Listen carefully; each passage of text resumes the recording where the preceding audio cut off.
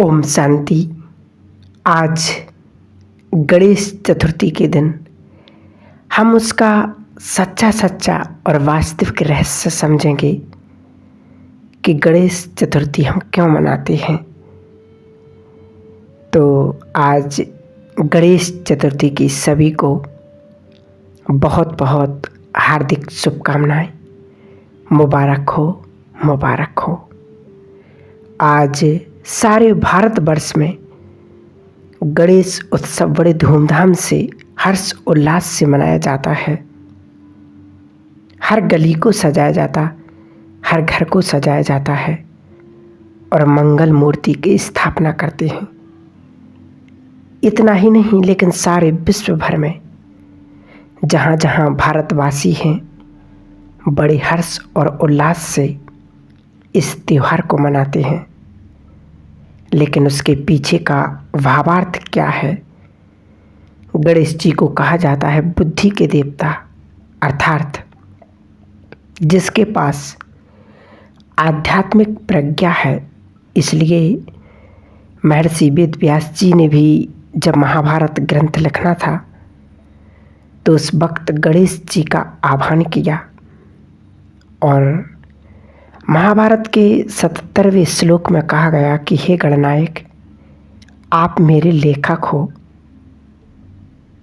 महर्षि वेद व्यास जी ने गणेश जी का आह्वान करते हुए कहते हैं, हे गणनायक, आप मेरे लेखक हो और यह ग्रंथ मैं मेरे मन की अति उच्च अवस्था, समाधि अवस्था से इस ज्ञान को प्रकट कर रहा हूँ, जो कि मेरे ही मन की कल्पना का विस्तार है। भावार्थ यही है, जब गणेश जी का आह्वान करते हैं तो वह जानते हैं कि गणेश जी जैसा उत्तम लेखक उन्हें कोई प्राप्त नहीं हो सकता, जो उनके हर मन की बात को, भाव को समझ करके इस ग्रंथ के लेखक बनेंगे और निर्विघ्न बन करके इस कार्य को सार्थक संपन्न करेंगे। इसलिए उनका आह्वान किया जाता है और बहुत स्पष्ट शब्दों में महर्षि वेद व्यास जी कहते हैं, समाधि अवस्था में मुझे जो ज्ञान प्राप्त हुआ है, लेकिन उसको जो प्रकट कर रहा हूँ वह मेरी मन की कल्पनाओं के द्वारा उसको रखने का प्रयास कर रहा हूँ। तो भावार्थ यही है कि आज जैसे कोई छोटे बच्चों को हम कोई ज्ञानवर्धक बात सिखानी हो या कोई मॉडर्न सिखानी है जीवन में, तो मन की किसी बच्चे को हमें यही सिखाना होता है कि बेटा, जीवन में झूठ नहीं बोलना, हमेशा सत्य बोलना, ज्ञान यही है। लेकिन अगर मैं सीधा उपदेश दूं तो हो सकता है बच्चों की समझ में ना आए, लेकिन अपने मन की कल्पनाओं के विस्तार को अगर मैं कहानी का निर्माण करते हुए समझाऊं, जिससे एक सत्यता का पात्र हो, एक झूठ का पात्र हो, और फिर उसे कहानी के माध्यम से उस बच्चे को इस बात को समझाने का प्रयत्न करें कि सत्य के सामने कितनी भी परीक्षाएं आती हैं, परंतु वह कभी हारता नहीं। सत्य की नाव हिलेगी डुलेगी, लेकिन डूब नहीं सकती, और झूठ की जीत कभी हो नहीं सकती। झूठ दिखने में सरल होता है, सहज होता है। सत्य में बहुत सारे देखने की जो हमें नज़र आती है, लेकिन आखिर में विजय सत्य की होती है। झूठ की कभी विजय नहीं हो सकती। तो जो ज्ञान है, उस ज्ञान को रखने के लिए एक मन की कल्पनाओं की कहानी से विस्तार का निर्माण किया गया है। ठीक इसी प्रकार महर्षि वेद व्यास जी गणेश जी का आह्वान करते हुए कहते हैं कि हे गणनायक, एक ग्रंथ मैंने समाधि अवस्था में जो ज्ञान प्राप्त किया है उसे मैं प्रकट कर रहा हूँ, लेकिन यह प्रकट कर रहा हूँ अपने मन की कल्पनाओं से। इसलिए उन्होंने महाकाव्य रचा और उसको लिखने के लिए सर्वसमर्थ सर्वश्रेष्ठ गणेश जी को ही चुनाव किया। और गणेश जी ने भी एक शर्त रखी इस महाकाव्य को लिखने के समय। उन्होंने कहा कि जहाँ आप रुके मैं उठ करके चला जाऊँगा, इसलिए आपको निरंतर लिखवाना होगा कि महर्षि वेद व्यास जी ने भी एक शर्त मान्य रख लिया, लेकिन उन्होंने भी इस एक अपने अंदर शर्त रखी कि समाधि अवस्था से ज्ञान प्राप्त होगा है, इसलिए मेरी हर बात को समझ करके लिखेंगे, बिना समझ कर नहीं लिखेंगे। गणेश जी ने भी उनकी शर्त को मान लिया और कहा जाता है कि जब गणेश जी लिखने बैठते हैं तो प्रथम श्लोक गीता का जब आया, धृतराज संजय से पूछते हैं कि हे संजय, कुरुक्षेत्र के मैदान में पांडव पुत्र और मेरे पुत्रों के बीच में क्या चल रहा है, उसका विस्तार कीजिए। तब गणेश जी उसको सोचने के बाद रुक जाते हैं और सीधा कहते कि कुरुक्षेत्र में क्या हो रहा। कुरुक्षेत्र को तो एक विशेषज्ञ माना गया है, उसको धर्म क्षेत्र क्यों कहा गया है। और फिर आज से 5000 साल पूर्व जहाँ एक परिवार की वसुदेव कुटुंबकम की भावना होती थी, वहाँ उसे उस समय धृतराज कहते हैं कि पांडु पुत्र और मेरे पुत्रों के बीच में क्या हो रहा है। एक ही परिवार के सदस्य, उसके बाद भी मेरा और पांडु पुत्र अर्थात मेरे और तेरे की भावना कहाँ से आ गई। तो कहा जाता है इस बात को समझने के लिए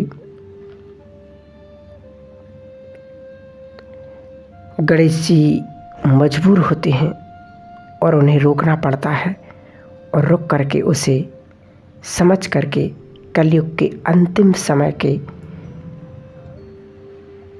कि हर घर के अंदर एक परिवार के अंदर ये भावना पलपने लगेगी जहाँ तेरे और मेरे का भाव होगा, जहाँ धर्म और कर्म दोनों को अलग अलग स्थान दिया जाएगा, दोनों को एक साथ समावेश नहीं किया जाएगा कि हर कर्म के अंदर श्रेष्ठ धर्म होगा या हर श्रेष्ठ धर्म के अंदर श्रेष्ठ कर्म समाया हुआ होगा। तो जहाँ धर्म क्षेत्र कुरुक्षेत्र कर्म क्षेत्र व्यक्ति का अलग हो जाएगा, वह धर्म क्षेत्र व्यक्ति का, तो तेरे मेरे की भावना आने के कारण अनेक प्रकार के संघर्ष उत्पन्न हो जाएंगे। इस बात को जब उन्होंने समझा कि यही तो हर व्यक्ति की जड़ है, हर विघ्न का कारण है, और तब उन्होंने बहुत बखूबी से श्रीमद् भगवत गीता को सुना, समझा और लिखा। इसलिए उनको मंगल मूर्ति के साथ साथ विघ्नहर्ता भी कहा जाता है। जब भी कोई शुभ कार्य करना होता है तो यही कहा जाता है कि श्री गणेश करते हैं। अब शुभ कार्य के लिए श्री गणेश क्यों कहा जाता है? इसलिए कहा जाता क्योंकि हर एक इंसान यही चाहता है कि यह शुभ कार्य करते समय कोई भी विघ्न नहीं आना चाहिए और निर्विघ्न हर कार्य संपन्न होना चाहिए। इसलिए श्री गणेश जी का आह्वान करते हैं।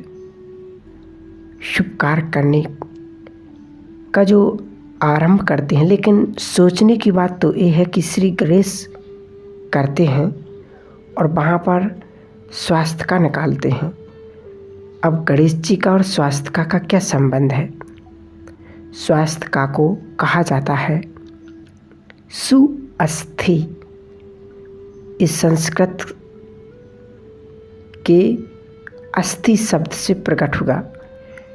शुभ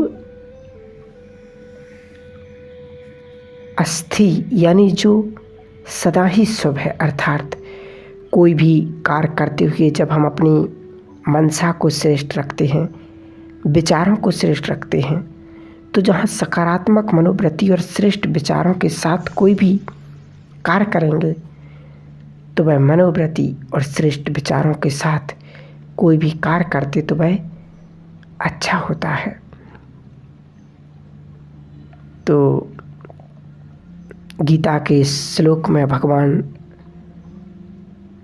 श्री कृष्ण अर्जुन से कहते हैं कि हे अर्जुन, जो होगा वह भी अच्छा और जो हो रहा वह भी अच्छा और जो होने वाला है वह बहुत अच्छा। अर्थात तीनों ही काल, भूत, वर्तमान और भविष्य, तीनों ही काल शुभ होंगे अगर हमारे मन के अंदर श्रेष्ठ विचार होंगे, सकारात्मक मनोवृत्ति के साथ उस कार्य को करेंगे तो तीनों ही काल, आरंभ, मध्य, अंत सदा शुभ रहेंगे। इसलिए पंडित लोग स्वास्थ्य का निकालते हैं, स्वास्थ्य का के ऊपर एक कलश रखते हैं और कलश के ऊपर श्रीफल रखते, नारियल रखते हैं।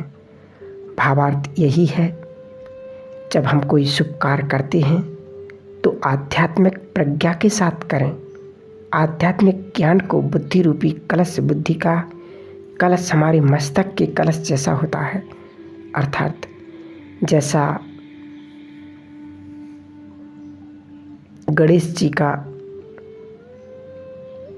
सिर दिखाते हैं, कोई भी शुभ कार्य को आरंभ करें जब आध्यात्मिक ज्ञान हमारी बुद्धि रूपी कलश में होगा और हम श्रेष्ठ कर्म करेंगे तो उसका फल हमें शुभ प्राप्त होगा और श्रेष्ठ प्राप्त होगा। इसलिए श्रीफल ऊपर में रखा जाता, अर्थात हमारे परिणाम शुभ और फल स्वरूप हों।